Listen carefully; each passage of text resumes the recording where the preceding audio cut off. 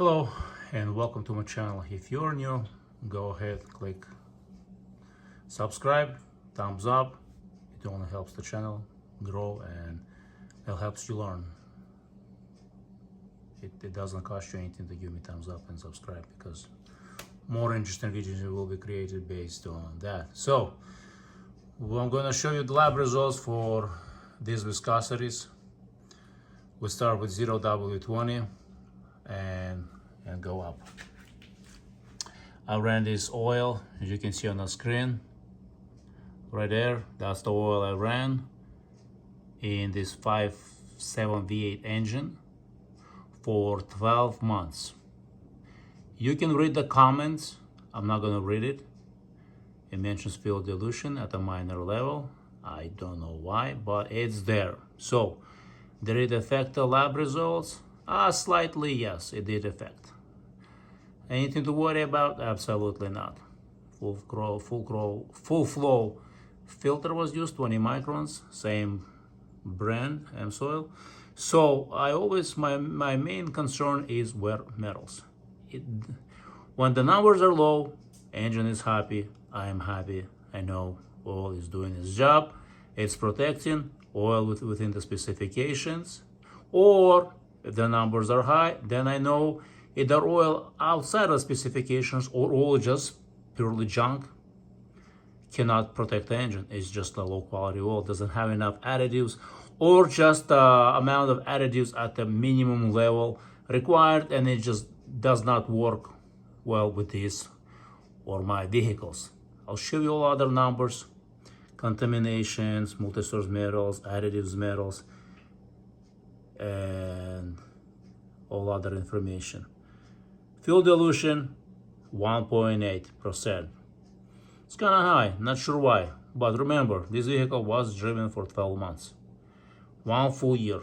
How many miles was on the oil? 7,159. And it was, on the sample, it was 99,000 on the vehicle, 892. So, iron at 4, that's a low number.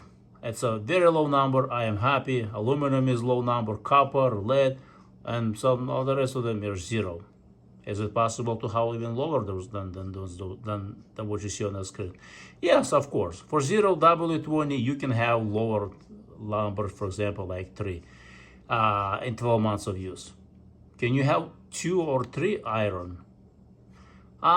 Possibly, yes. If you change this oil, signature series, every 6 months, possibly, maybe every 3,000 miles, I'm not sure.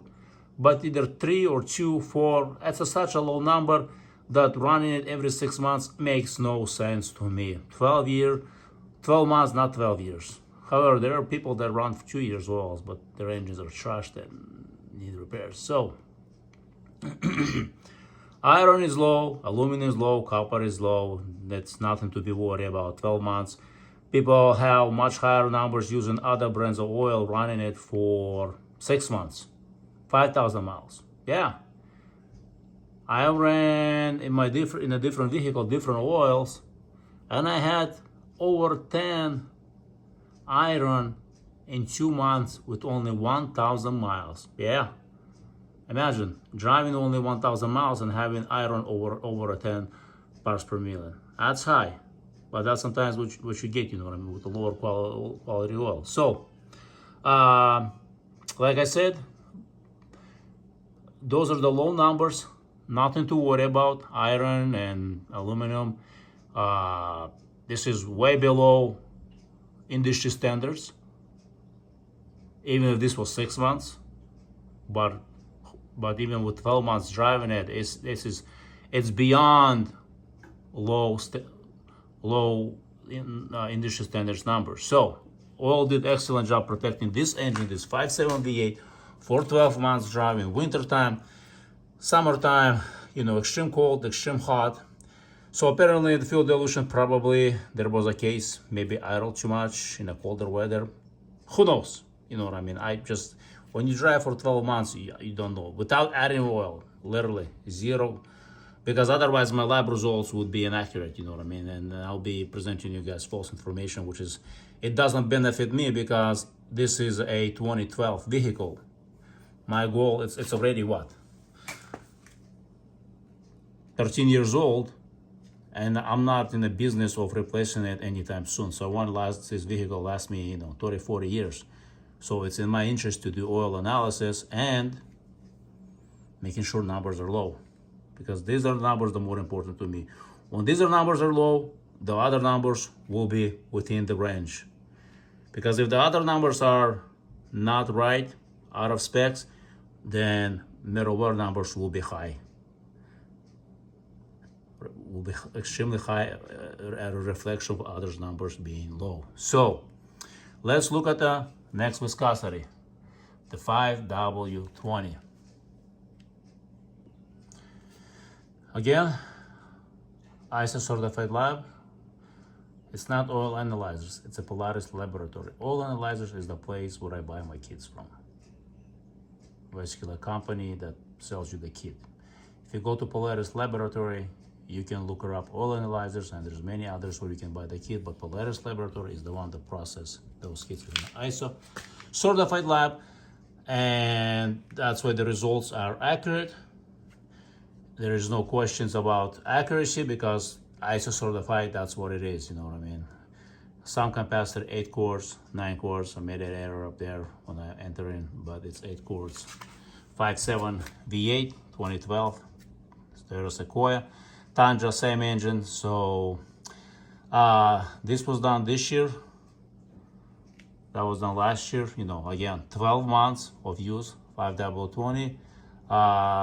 You can read the comments.